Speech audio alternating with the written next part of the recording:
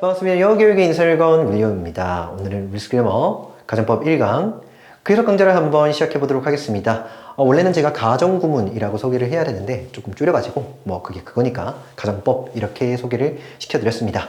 어찌되었든 이번 시간에는 이 가정법의 그 기본 개념에 관해서 자세히 학습을 했고요. 특히나 가정과 조건의 차이점 중심으로 정말로 자세히 알아봤고, 그런 다음에 가정법 문장을 보았을 때, 즉 가정구문을 보았을 때 숨은 내용을 추론해야 된다. 이거 정말로 자동화시켜야 된다. 이렇게 말씀드리면서 강의를 마쳤던 것으로 기억이 납니다. 그래서 이번 시간에도 저희가 다루었던 개념들을 다시 한 번 더 복습을 해보고, 그런 다음에 문장들을 빠르게 한번 해석을 해보고 맞춰볼까 합니다.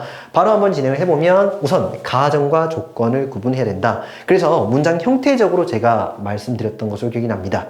그죠? 자, 앞서서도 제가 누차 반복적으로 설명을 드렸듯이 우리가 가정법이든 조건법이든 어찌되었든 이 두 가지를 보는 순간 구조가 쫙 떠야 된다 말씀드렸죠. 기본적으로 뭡니까? if절이다. if가 나오고요. 그런 다음에 뭡니까? 주어가 나오죠. 그런데 우리가 가정법이라고 얘기를 했을 때는 그치, 여기 있는 이 if절 내부의 동사를 우선은 동사에 ed 붙인 과거형으로 써야 된다 라고 말씀드리면서 if절만 적으면 안 되죠. 그죠? 예, 이 if절과 허응하는 주절도 주어 1, 동사 1 나올 텐데 이때는 조동사의 과거형. 그래서 대표적으로는 제가 would를 예시로 설명을 좀 드렸던 것으로 기억이 납니다. 한 번만 더 적어볼게요. 이렇게.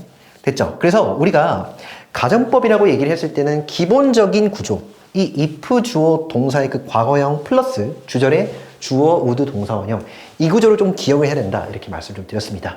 반대로 우리가 조건법이라고 얘기를 한다면 형태가 좀 다르죠. 어떻게 다릅니까? 빨리 한번 적어보면은 if가 나오는 건 동일한데, 그리고 주어가 나오는 것도 동일한데 여기에서는 동사의 현재형이 쓰이더라 이렇게 말씀을 좀 드렸습니다.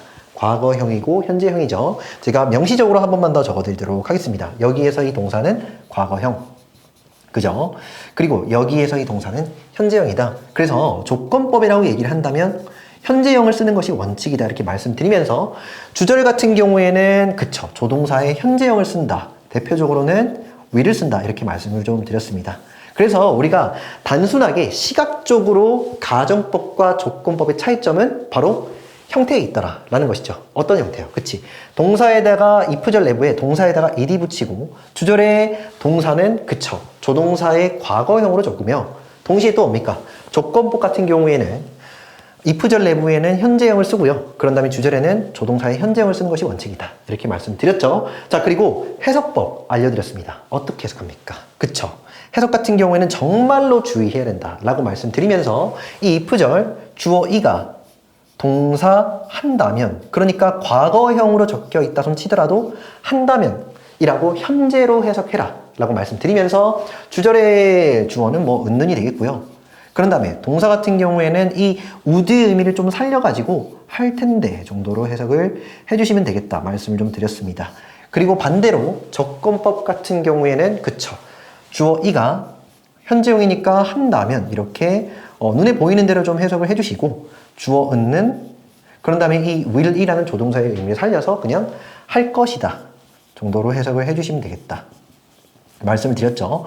기본 구조와 해석법 이렇게 다 전달드렸는데, 무엇보다 중요한 것은 바로 그쵸, 가정법과 조건법 사이의 의미상의 차이였다 이렇게 말씀드렸습니다. 어떤 차이가 있었습니까? 그치, 가정법 같은 경우에는 가능하지 않은 일을 얘기하는 거야. 됐죠? 근데 반대로 뭡니까? 우리가 이 조건법 같은 경우에는 그쵸, 가능한 일을 얘기한다고요. 그래서 잘 모르는 일이라고 얘기를 해도 된다 이렇게 말씀드렸습니다. 자, 가능하지 않은 일, 한번 제가 여러분 수업 시간에 여러 가지 예시를 드리면서 말씀 좀 드렸는데 한 번만 더 말씀드릴게요. 지금 촬영하고 있지 않다면, 지금 촬영하고 있죠? 촬영하고 있다는 사실을 아는데 촬영하고 있지 않다면 이라는 사안을, 즉 불가능한 일을 지금 내가 지금 얘기를 하는 거잖아. 이해됐지? 또 뭡니까? 내가 강의를 하고 있지 않다면, 지금 강의를 하고 있는데 하고 있지 않다면 이라고 얘기를 할 때는 불가능한 일이니까 가정법을 써야 된다고요. 이해되셨죠? 그런데 또 이렇게 얘기를 할 수가 있겠지. 즉 모르는 일, 그래서 충분히 가능한 일을 얘기를 할 때는 조건법을 쓴다. 뭡니까? 내가 당장에 다음에 시험에서 100점을 맞는다면, 물론 가능성이 좀 희박하긴 하겠지만 이거는 모르는 일이죠. 가능할 수 있는 거잖아. 가정법을 쓰고 있을 때는 결국 불가능한 일에 관해서 얘기를 하고 있는 것이며, 우리가 조건법을 따르고 있을 때는 결국 그치, 가능한 일에 관해서 얘기를 하고 있는 것이다. 이렇게 말씀드렸습니다.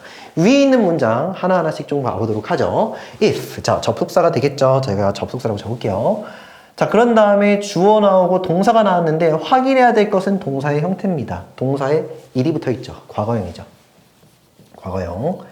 자, 그런 다음에 타동사의 그 목적어. 그녀가 우리 팀에 합류한다면 이 정도로 해석하고요. 그런 다음에 우리는 would win, 뭡니까? 이길 텐데 정도의 해석이 되겠죠. 다시 한 번 더. 그녀가 우리 팀에 합류한다면 우리는 이길 텐데.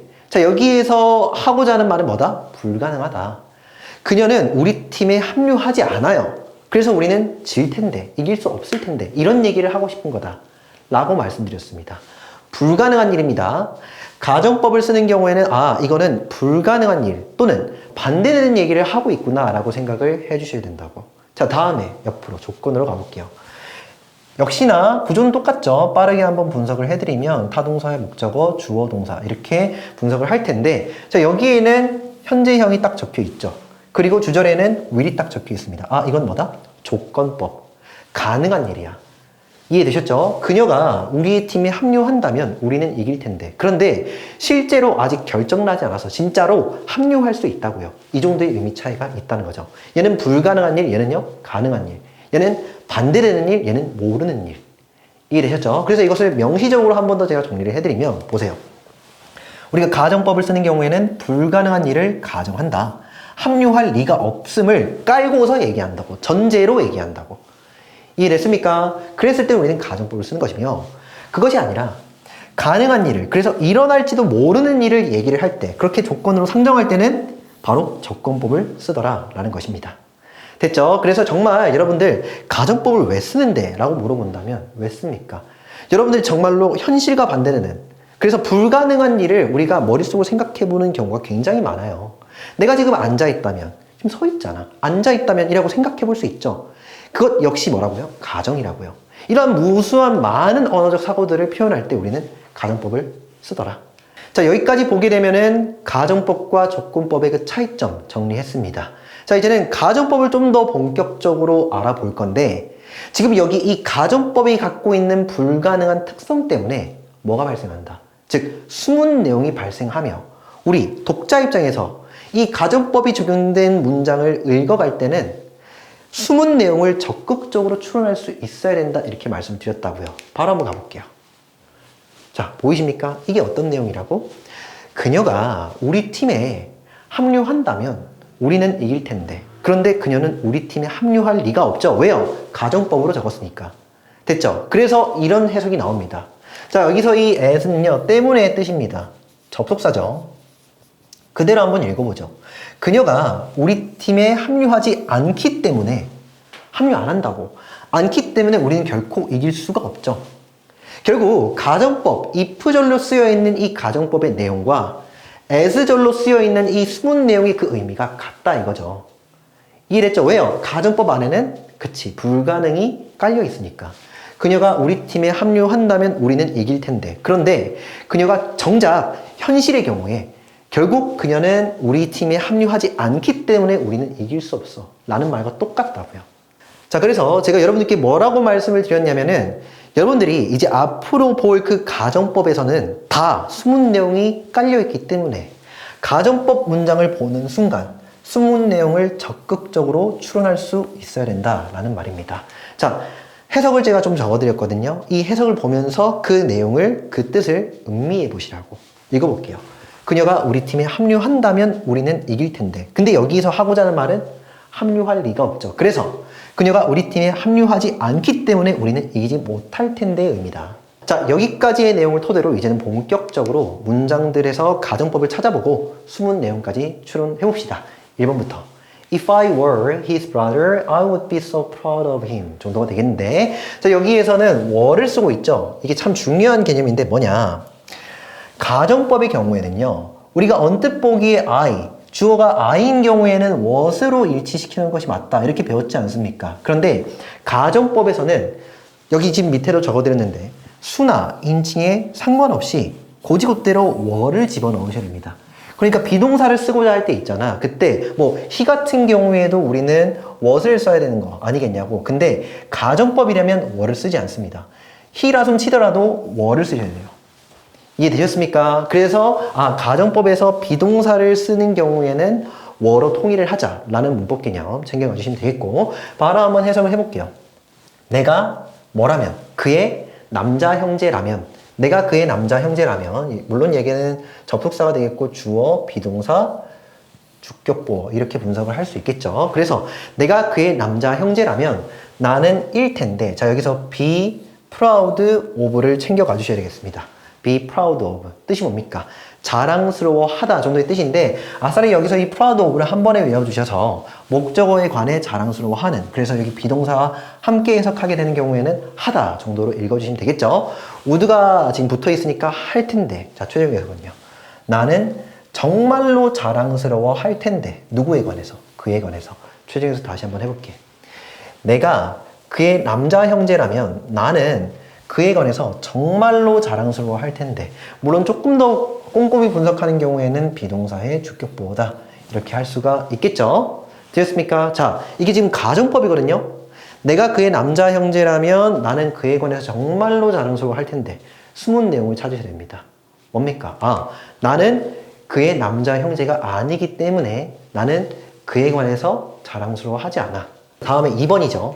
If I solved this question, I could get full marks 정도가 되겠는데, 자 역시나 접속사 다음에 주어 나오고 동사의 과거형이죠. 과거형입니다. if절. 이거 가정법이네 해주셔야 돼요. 자 다음에 solve는 해결하다, 풀다. 무엇을요? 이 문제라고 읽을게요. 내가 이 문제를 해결한다면 나는 뭐 할 텐데?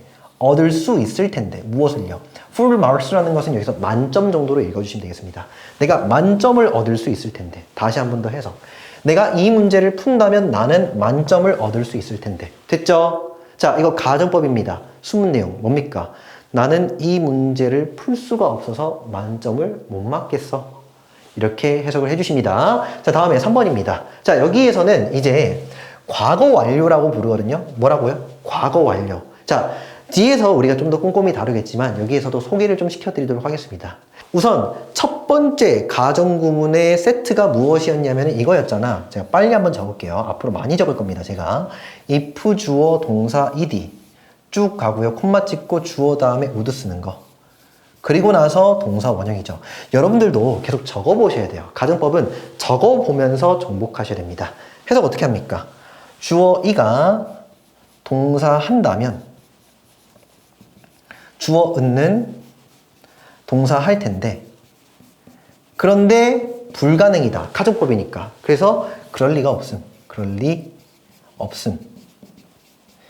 이게 가장 정확한 가정법의 내용이잖아. 그죠? 그런데 밑에 있는 이 3번 구조 또한 가정법의 일종인데, 제가 빨리 한번 그 구조 그리고 해석까지 소개시켜드리면 지금 이렇게 적혀 있죠. 여기 밑에다가 if가 나오고요. 그런 다음에 주어가 나오고 나서 여기서는 had pp, 즉 과거 완료가 쓰입니다. 쭉 가다가 그런 다음에 주어 다음에요. would 다음에 여기까지는 갔거든요. 여기 지금 주절은 갔죠. 그런데 여기에 뭘 쓴다? have pp를 씁니다. 됐죠? 역시나 이것도 가정법의 세트입니다. 됐습니까? 자, 해석 어떻게 하는데? 해석은요. 주어 이가 우리가 이 had pp, 과거 완료를 쓰는 경우에는 한 시점이 밀립니다. 그래서 했다면 해주셔야 돼. 주어 이가 pp 했다면 주어 은는, 자 다음에 이거 해석 어떻게 할까? 이것도 한 시점을 밀면 돼요. 할 텐데가 아니라 뭐라고요? 했을 텐데. 그런데 역시나 이것도 가정법이기 때문에 숨은 전제가 뭐다? 그랬을 리가 없음. 이겁니다. 지금은 살짝 어색하다. 그래서 좀 받아들이기 어렵다라는 느낌이 저는 뭔지 알거든요. 뭔지 아는데 일단 고지고대로 여러분 지금 나오는 순간 정확하게 해석해야지. 이 정도로만 좀 생각을 해주십사. 부탁을 드리면서 3번 한번 해석을 해볼게요. 만일 내가 hadn't called, 자 hadn't called 과거 완료 나왔죠. 했다면인데 지금 not이 붙어 있죠. 하지 않았다면 누구에게? 그녀에게 전화하지 않았다면 정도로 해석을 해주시고, 나는 자 다음에 뭡니까? would have pp 보이시죠? would have pp. 해석은요? 했을 텐데. 근데 never가 붙어 있으니까 뭡니까? 못 봤을 텐데. 못 봤을 텐데. 누구를요? 그녀를 다시 한 번 더. 춘영에서 다시 한 번 더. 내가 그녀에게 전화하지 않았다면은 나는 그녀를 다시 한 번 더 볼 수는 없었을 텐데. 이런 내용입니다. 그러면 이것의 숨은 내용은 뭘까? 과거에 나는 그녀에게 전화를 했어가지고 그래서 나는 그녀를 다시 한 번 더 볼 수 있었다라고 숨은 내용을 추론해 주셔야 돼요. 이해됐죠? 지금 여기에서 그랬을 리가 없잖아. 그러니까 전화를 안 했을 리가 없다고. 그러면 했다는 거잖아, 과거에. 이해됐죠? 그래서 그녀에게 전화를 했기 때문에 나는요, 그녀를 다시 한 번 더 볼 수 있었다 정도로 정리를 해주셔야 됩니다. 알겠죠? 다시 여기 밑에 있는 말 한 번 더 읽어드릴게요. 우리가 가정법에서 비동사를 쓸 경우에는 수나 인칭에 관계없이 다 워로 통일을 해주셔야 돼요. 아시겠죠? 오케이, 좋습니다. 자, 그래서 이제 문제를 한번 풀어볼 건데 지금 여기에 빈칸에 짝짝짝 적어보라 라고 얘기를 하고 있지 않습니까? 이건 뭐냐면 숨은 내용을 한번 풀어서 적어보라 라는 것입니다. 자, 우선 A번부터 한번 읽어보도록 할게요. If you drank so much coffee. 자, 여기 동사에 ed 적혀 있고 그런 다음에 주절에는 could. 딱 보이죠? 아, 이거 뭐다? 가정법이다. 반대로 얘기하거나 불가능한 일. 됐죠? 그래서 내가 정말로 많은 커피를 당신이 정말로 많은 커피를 마신다면 됐죠? 접속사, 주어, 그런 다음에 타동사니까 그에 대한 목적어. 당신이 정말로 많은 커피를 마신다면 당신은 couldn't sleep 뭐 할 수가 없어요. 그쵸? 잠에 들 수가 없을 텐데. Well, 잘 잠에 들 수가 없죠. At night 언제입니까? 밤에, 저녁에. 되었죠? 최종에서 다시 한 번 더. 당신이 정말로 많은 커피를 마신다면 당신은 밤에 잘 잠에 들 수 없을 텐데 정도의 의미입니다. 자, 숨은 내용이 뭐라고요? 커피를 실제로 많이 안 먹죠. 커피를 많이 안 마시니까 잠에 잘 들 수 있겠지. 이 정도로 적어주셔야 됩니다. 자, 그래서 어떻게 적으면 될까요? 당신이 커피를 잘 안 마시죠. 그죠? 그래서 정말로 많은 커피를 안 마신다. 어떻게 적어야 돼요? 부정어 not을 집어넣어 주셔야 되니까 어떻게 적는 돼요? don't drink. 이게 맞죠?